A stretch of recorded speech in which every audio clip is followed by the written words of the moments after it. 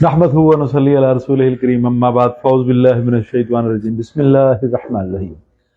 अबू अब्दुल्ला हाज़िर खिदमत है। आज मैं जेल में बैठा हूँ और जेल में आज पहला दिन है। कल भी बैठूंगा, परसों भी बैठूंगा। आप लोगों की मोहब्बतों का बहुत शुक्रिया, बहुत ज्यादा रश मुतनब्बे। सिर्फ ये करना चाहता हूँ, ये दोस्तों को कहना चाहता हूँ कि जो दोस्त अब आप भी आए वो कोशिश करें कि आने से पहले फोन पे अपना अपॉइंटमेंट का सिस्टम जो है ना ऑन कर लें, ताकि उनको पता चलेगा। लेकिन जो यहाँ पहुंचेगा बारी उसी की पहले आएगी। पर मैं फिर भी दूसरों से तावन करता हूँ। आज का जो मौजू है, आज ज्यादा मरीज किस चीज के आए, वो इस चीज के थे कि दवाई जो है हम बेदरेज इस्तेमाल कर रहे हैं।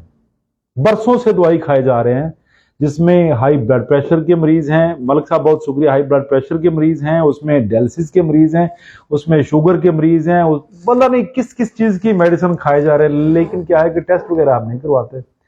देखिए बात यह है कि आज मेरे पास एक ऐसा मरीज आया जिसकी शुगर लो हो रही है और वो शुगर की दवाई खाया जा रहा है। बीपी लो हो रहा है और हाई ब्लड प्रेशर की दवाई खाया जा रहा है, जो गलत है। आप बेहतरीन और समझदार और अक्लमंद इंसान तब हैं जब आप कोशिश करें कि पहले आपको पता हो कि आपका बीपी हाई है कि लो है, तब दवाई खाएं। शुगर आपको अगर है तो दवाई खाएं, अगर शुगर आपको नहीं है तो दवाई मत खाएं। हम क्या है, साल हर साल से ऐसे दवाई खाई जा रहे हैं कि हमें पता ही नहीं कि शुगर अप है, शुगर लो है, बीपी अप है, बीपी लो है। कोशिश करें कि ऐसा सिस्टम कर लें कि दवा खाने से पहले आप अपनी मुतल्लका जो मर्ज है आपकी, कि आप हाई ब्लड प्रेशर को रेगुलेट करने के लिए मेडिसिन खा रहे हैं, तो आपको चाहिए पहले आप देख लें आया कि आपको हाई ब्लड प्रेशर है भी कि नहीं है। हाई ब्लड प्रेशर की दवाई 12 साल से 10 साल से, शुगर की दवाई 10 साल से 12 साल से कंटिन्यू खा रहे हैं लोग, लेकिन चेकअप नहीं करते। बेहतरीन तरीका यह है कि आप अब पहले अपनी मर्ज को देखिए, चेक करिए आया कि आपको कोई शुगर का या हाई ब्लड प्रेशर का आर्जा है। जिस्म के अंदर शुगर अप भी होती रहती है, लो भी होती रहती है, केमिकल्स अप एंड डाउन चलता रहता है ये सिस्टम। बीपी कभी अप कभी लो, लेकिन हमें हाई ब्लड प्रेशर की दवाई रिकमेंड करके दे दी गई कि ये अपने खाना है।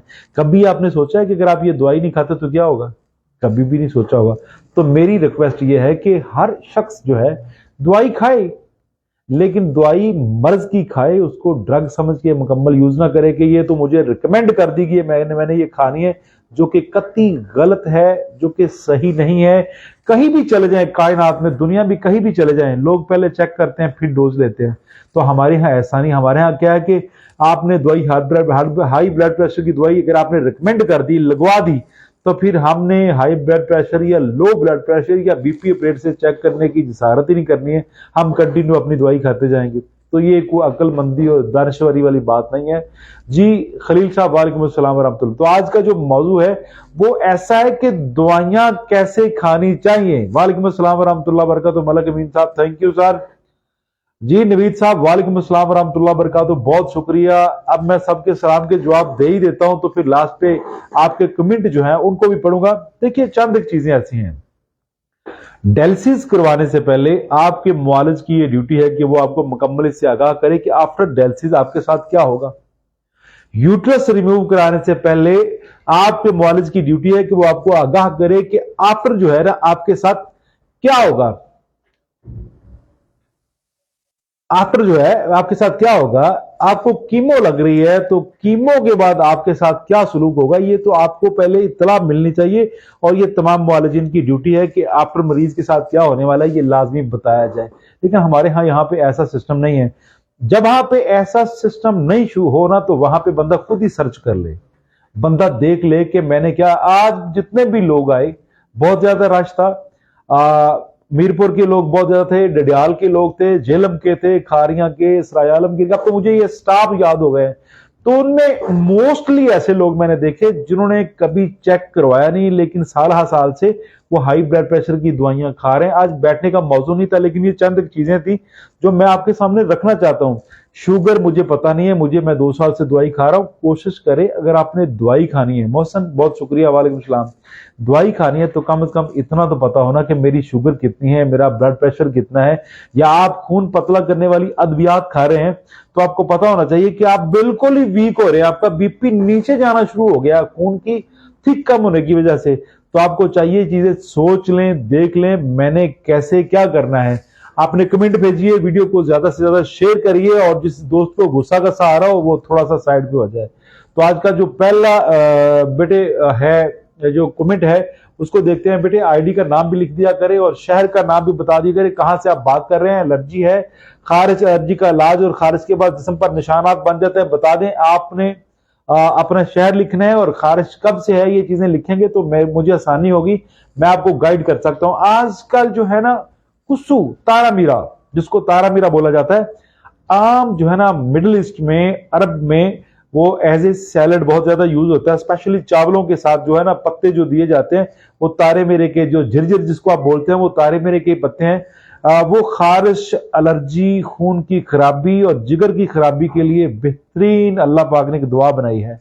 आप कोशिश करिए कि आप उसका सैलड जो है, पाकिस्तान से भी आम तारा मीरा बरानी इलाकों में मोस्टली पाया जाता है और नहरी इलाके जो है वहां पे उनकी काश्त की जाती है। आप कहीं से भी मंडी से पता करके तारे मेरे का जो है ना बच्चे, ये बिस्मिल्लाह पढ़ के, जिसको खारिश एलर्जी की प्रॉब्लम आ रही है, खून की खराबी है और स्किन के ऊपर अगर निशान पड़ जाते हैं तो कोशिश करें ये सैलड इस्तेमाल करें, इंशाल्लाह बफज़लिल्लाह इससे बेइंतहा फायदे होंगे। आम सैलड खाने की तरह, और कोशिश करें खाने जो आपके हैं वो शोरबे वाले हों और ठंडी चीजों से मुकम्मल इज्तनाब करिए। आप लोग कहेंगे कि खारिज है और ये चीजें गर्म रिकमेंड कर रहे हैं, ठंड की वजह से आपका खून गाढ़ा होता है और फिर ये सारे प्रॉब्लम आपको आने शुरू हो जाते हैं। अगर आपको थोड़ा सा मोबिलाइज कर दिया जाए, आपके खून को पतला कर दिया जाए तो इस तरह के वारदात बिल्कुल नहीं आते। अब कोई खलील साइद साहब हैं, वो कहते हैं आंखों में पीलापन क्यों होता है। आंखों में पीलापन तब होता है जब आपकी बॉडी में सुफरा यानी गर्मी की मिकदार बहुत ज्यादा बढ़ जाती है। सुफरा यानी विटामिन डी, गर्मी की मिकदार बढ़ेगी तो फिर पूरी बॉडी और आंखों के अंदर स्पेशली आपको येलोपन नजर आएगा। तो कोशिश करिए कि आप गर्म चीजों से अवॉइड कर लीजिए, गर्म चीजें सईद भाई अब मत खाइए।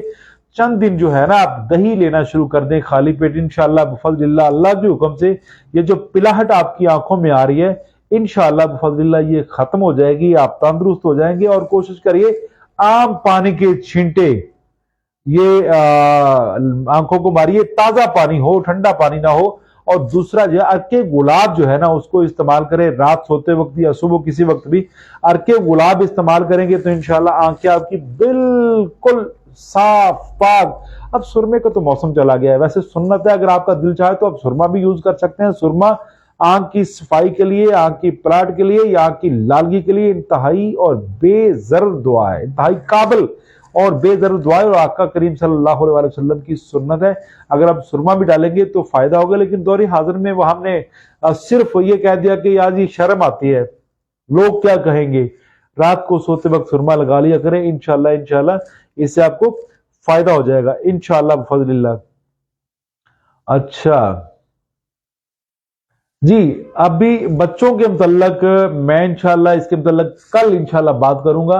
आज सिर्फ यही मुतनब्बे करना था, थोड़ा टाइम था मेरे पास।